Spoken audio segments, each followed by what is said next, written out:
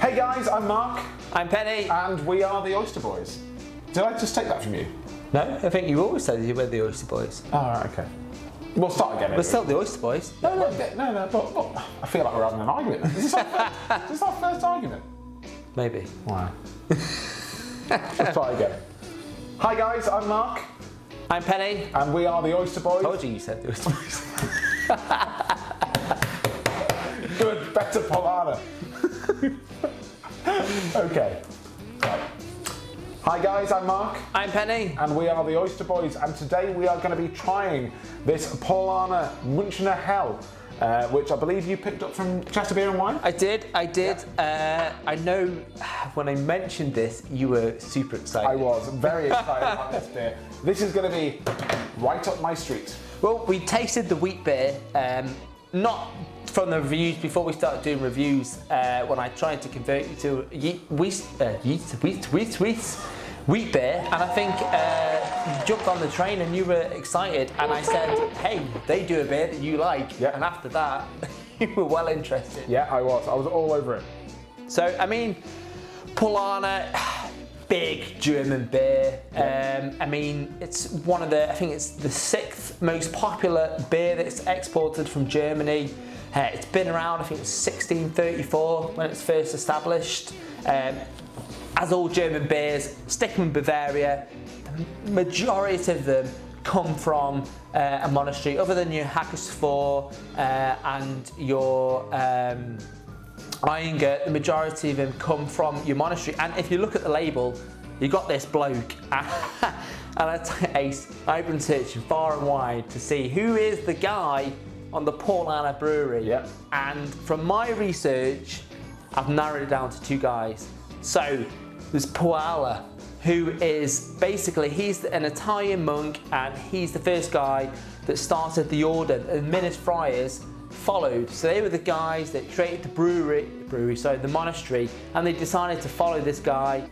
The second guy, which I think who it is Brother Barnabas. That's Brother Barnabas.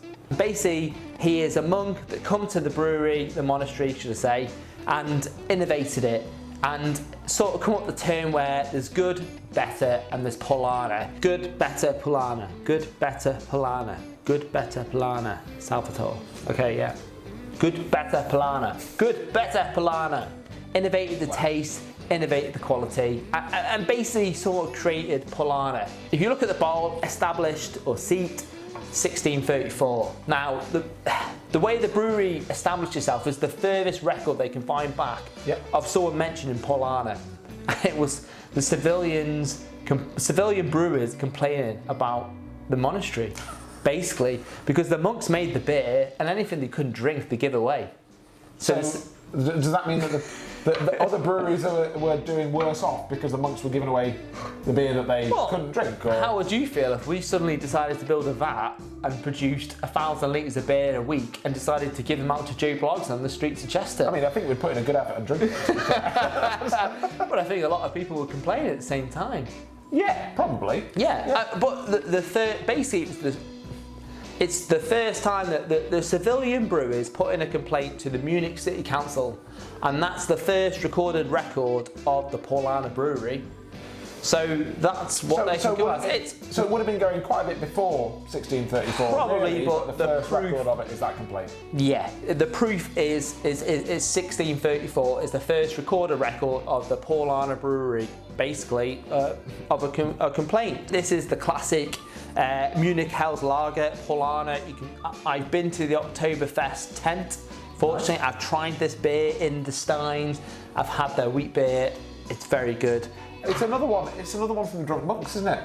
You know, yeah, a lot of the time today we've been talking about all these beers, all made in monasteries or originally started made in monasteries. So is this still made in the same site now, or have they moved that? Do you know? Well, it's Paulaner. I mean, I've been to the actual site where they brew the beer in Munich. It's not the original. Was it a monastery or was it a factory? It's sort of a restaurant. You go and you can see the vats and see where it's brewed, but it's not the original site, so to speak. But it's Bavarian purity law. Reinheitsgebot!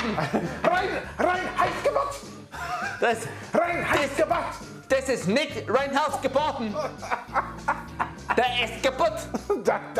Das Boot. That's good. It's a house lager. It's something we're looking for. We're hoping for straw colour. I've got high hopes. Don't let me down. So excited, haven't you? Okay, here we go. Wow, very light. It's wow. That is so pale. That's a white head, that, isn't it? I mean, wow, that is like a. You can see through that. That is can't you? crystal clear, light straw-coloured beer. You know, you can tell it's carbonated, but it's not going crazy in the glass, is it? There's no haze in that, is there? Look, I mean, if you can see my hand through there, I'm hoping that you can. But yeah, that is crystal clear. That looks fantastic. Again, and I've used this phrase a lot of times today. This is the it's hot, it's sunny, you turn up in a pub and you're going to absolutely nail that first pint. This is what you want it to look like. Yeah, absolutely. White head. Yeah, but it's perfect staying. white, It's staying. Which is staying. It's not going anywhere, that is it? But you know, this is a super clear beer. Super clear. I could read a text message through that. You could. I'm looking at that from you and I can see everything that's in that room through that beer. Grab this little prop book Beer here. Bible. You can read the writing through the book, through his beer glass. Wow. Exceptional. Yeah, Exceptional. spot on. I mean, I'm gonna have to give that an. That's a 9.5 for me. But yeah, so 9.5. I'm gonna give that 9.5. For me, same. I mean, it's what you want. It's supposed to be clear. It is clear. I can read a book through the beer. Do you know what I mean? So yeah. I mean, I'm hoping for sort of bit of you get biscuits. Yeah, it's a multi big time. smell. Yeah, really multi smell. It's not that I've had others has been spicy. This is you can straight away biscuits. There's no kind of sulphury smell, which we've said that you can get before sometimes with these beers. There's clean. Not really a hop smell, hop aroma. It's just malty. It smells biscuity. It smells a little bit sweet, but nothing too much. Yeah. It's very low on the hops, isn't it? I mean that's the only way that I'd be able to criticise it is that I like mine with a bit more hop in the aroma. I mean I'd probably give that still an 8 out of 10 on the aroma side for me. I think 7.5 for me because, like you said, you're not getting anything from the hops, and I don't know. How's he supposed to? It says 7.5. I think that's what it's going to be for me. This is still a high-scoring beer so far. Though. I mean, an 8 and a 7.5. It's the first at uni. Yeah, it's a first. I'm pretty sure you could be qualified as a doctor if you got these kind of results. Yeah, absolutely. Yeah, let's give this a try. Let's go. Dive in.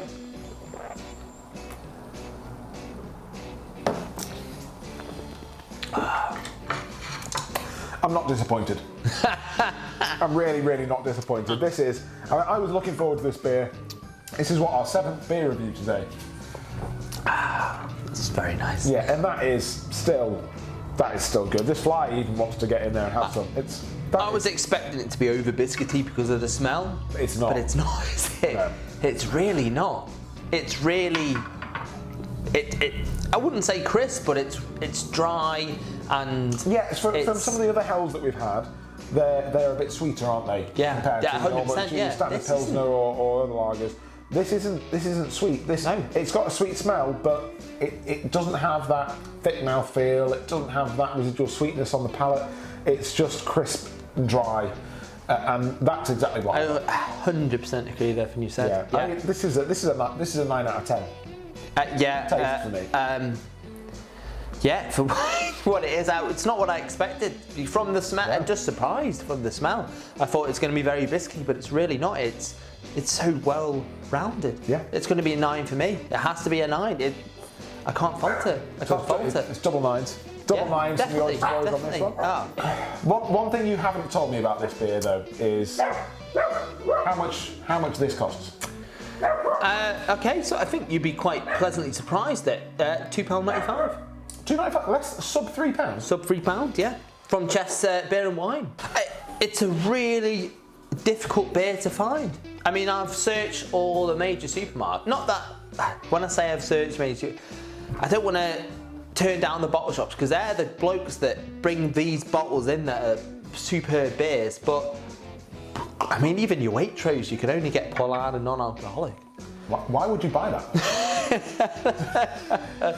Well, when your partner is pregnant on New Year's Eve and you still want a beer, you tend to drink.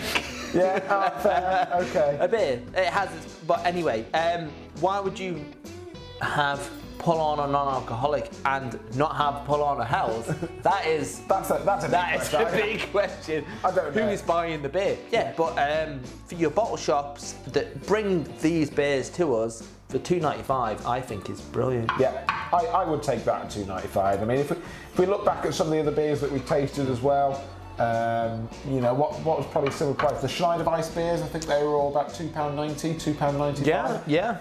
You know, they're great beers as well. But this $2.95, I mean, that's got to be an 8 out of 10 on price. I think 8.5 for me. I think it's bob on. I mean, sessionability though. It's very sessionable. Yeah, this because it hasn't got that sweetness. It is insanely sessionable. I could just happily sit and nail this all night long. It's a 9 for me. Bam! Nail it. Bam! Nail it again. Bam! Get me another one. I would if we were in the beer garden, you text me and said Friday 4 o'clock, come meet me, and it was still 11 p.m. I would be on the same. Yep. Same. I'm going to give it a 9. Yeah, 100%. It's 2 9s. 100% a 9. You can't go no lower than a 9 with this. No, because it's just too easy to drink. I'm too easy to drink. I'm gutted that we've only got one of these each. Next time I'm happy that it's let's just taste 6 of these each. I'm happy you liked it because I picked this and I thought I know someone that's going to look forward to Oh this. yeah. And I'm glad we saved it to the last. I would have been gutted if we'd have had that Dunkel last. You know, it's heavy, sweet, horrible beer. No, this is solid. Yeah. Should we go away and crunch some numbers? Yeah, let's go and crunch numbers. I know they're going to be positive because we've really enjoyed this. Oh yeah, this is great. This is great. Right guys, the numbers are in, we're back, we've totted everything up, and the Paulaner Münchner Hell rocks in with an oyster score of 87 oysters out of 100. That is exceptional. That is acceptable. It's actually currently top of the oyster charts. And I don't feel that we've been marking these beers with, you know, easiness. I think that is a fantastic beer. Yeah, and this deserves every single one of those 87 points. Yeah. Yeah, it's just great. Anyway, guys, we're going to finish drinking this. Yeah. Probably have a couple more home brews and see how we get on, but... try it. Try this beer. Try this beer. Like and subscribe. Try this beer. That's a beer review. Oysters out.